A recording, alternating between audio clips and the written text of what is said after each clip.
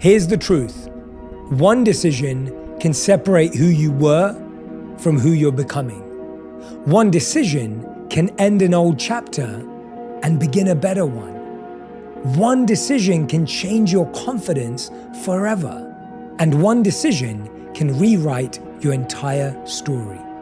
All it takes is one decision. Nobody believes in you. You've lost again and again and again. The lights are cut off, but you're still looking at your dream, reviewing it every day and say to yourself, it's not over until I win. And the minute that you understand that you can poke life and actually something will, if you push in, something will pop out the other side, that you can change it, you can mold it.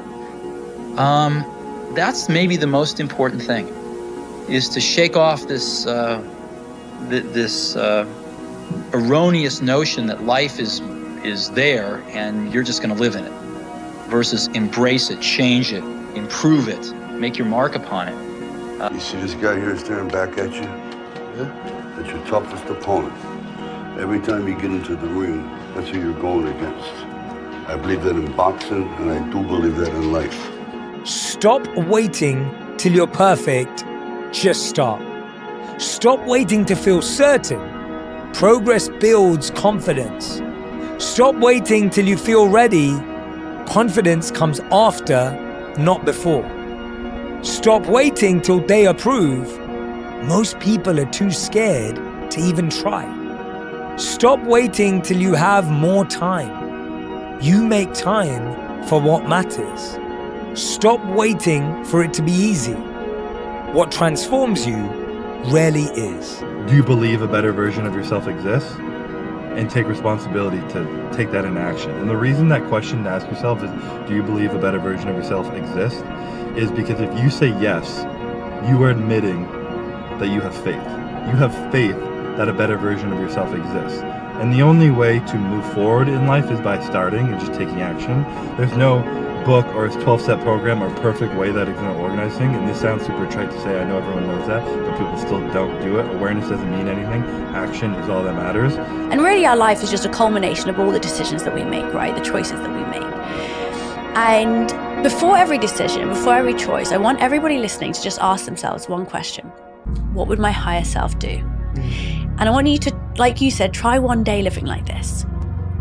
Would they snooze their alarm? What would they eat for breakfast? Do they reply to this person? Do they say yes to this thing they don't want to do? How do they go into work? What's their body language like today? And I think when you start to realize that actually your higher self already exists, you just need to bring that version of you to life. You have to fight a war against yourself. Now, it's not easy to look in the mirror and to change your own life. It's hard as hell. You have to take responsibility. You have to learn new things. You have to feel uncomfortable. Good, because discomfort is how we grow. That's how we become strong. Those are all the string of bad decisions, all the string of bad emotional decisions. But if your mind is stronger than your feelings and emotions, then you can override that by saying, I have made this commitment to myself. I've made the commitment to my future self, and therefore I will get up even if it's cold. I will get up even if it's dark. I will get up even if it's uncomfortable, and I will do what's right for me because the decision I'm making today is either going to pay me in the future, is either going to have a positive pay out in the future. Success really just boils down to this. You got to want it more than you hate what it takes to get it. If you're willing to suck at anything for 100 days in a row, you can beat most people at most things. We don't rise to the standards we have when others are watching. We fall to the standards we have when no one is watching. The only work that really matters is the work that no one sees. It shows you who you really are rather than who you say you are. There's this line that I heard David Goggins say on Rogan. You want to be able to say that in the mirror to yourself and not laugh at yourself. Motivation is a feeling that comes and goes, and it doesn't matter whether it's there or not. Discipline is infinitely more important. So no matter how you feel, get up and do what you're supposed to do. That's it. And that's discipline. It's not motivation. If you only did what you were supposed to do when you were motivated to do it, that's leaving it to chance.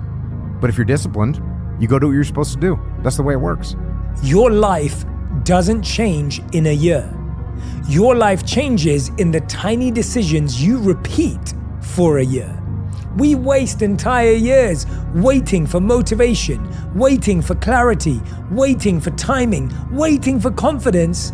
And while we wait, the year quietly disappears. And it evolved into just like a no-quit mentality. It's accepting these fears I have, this doubt I have, this everything that goes through my mind, but regardless of that, not quitting and not giving up on myself. No matter how hard is the time of what I'm going through and whatever shit I feel, I'm going to still put in the same work regardless of how I feel, and that's a champion mentality, because the champion's not controlled by their outside circumstances. They control their own mind inside and how they act, and then the world goes on around them. He said that you have to work on yourself and you have to have an unstoppable attitude, and no excuse is acceptable, and you've got to make it a priority, a non-negotiable in your life, and hold a constant vision of what it is you want to achieve. See it accomplished and go all out. Find a way to win. If you want revenge for the bad things that have happened in your life, start with the version of you that hasn't lived up to your potential. So I think a lot of us have the battle of the other self, that we're the lesser version of ourself that we're trying to kill every single day. And so a lot of times we have this desire to point the blame finger externally, but wherever you point the finger of blame, power follows. And so whoever I blame for the life I have is the person who I give all the power over my existence, over my circumstances.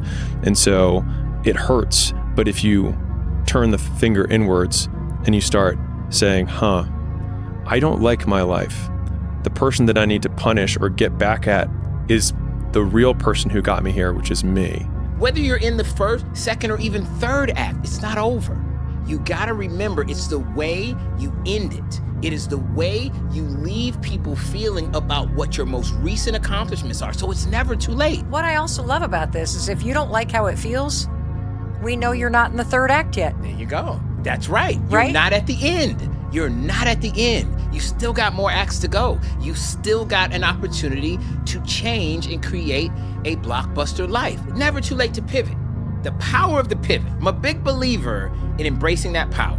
Your movie's not over. Your story is not over being told. I'd say one of the strongest mental frames that has gotten me through my hardest times is thinking this will be the story that I will one day tell. And that means the harder it is, the bigger the dragon, the more epic the story, and by consequence, the more epic the hero. And if you think about the difference between winners and losers, winners define themselves by what they made happen, and losers define themselves by what happened to them. The greatest of all qualities to guarantee success is the absolute willingness to go at anything and refuse to stop until you achieve it. And you know something? The statistics show that 95% of the goals that you set for yourself, you will achieve if you refuse to quit. So the starting point is just to simply say, I am unstoppable. Say it. Say, I am unstoppable. I am unstoppable. Now say it like you mean it. Get your thumbs out of your mouths and say it like you mean it. Say, I am unstoppable. I am unstoppable. Once more, I am unstoppable. I am unstoppable. Yes. So now from now on, whenever you see a barrier or wall, or you think of anything you want to do or be, you say, wait a minute here. I'm unstoppable. Nothing stops me. The question is, do we believe we can become it? Without that belief, every journey will run into a debate. That debate is when pain starts to fill the body. You weigh the temporary pain versus a lifetime of pride. What are you gonna do? How bad do you want it? There's two options. To continue forward, pushing upward. And if you do, that dream is given birth, and forever you will live in the reality of it. If you stop, quit, throw in the towel, I promise you there's no distance you can travel far enough to ever find that dream again. Yeah, lift weights, do jiu-jitsu, go for runs, stretch out, eat good, stop drinking. It's pretty straightforward. If you don't use it, you're gonna lose it. Every day that you don't do work, you're going backwards, and it definitely will hurt you, and it'll show up. You can't get away with what you got away with when you were 23. It doesn't work. You have to stay ahead of it. Compare yourself to who you are today, not to who someone else is, Sorry, I mangled that to some degree, but you get the point. The proper comparison group for you is you yesterday. Because you can make, first of all, you're the only control group that's appropriate to you, because you have a certain set of talents and possibilities and limitations and tragedies that are truly unique to you.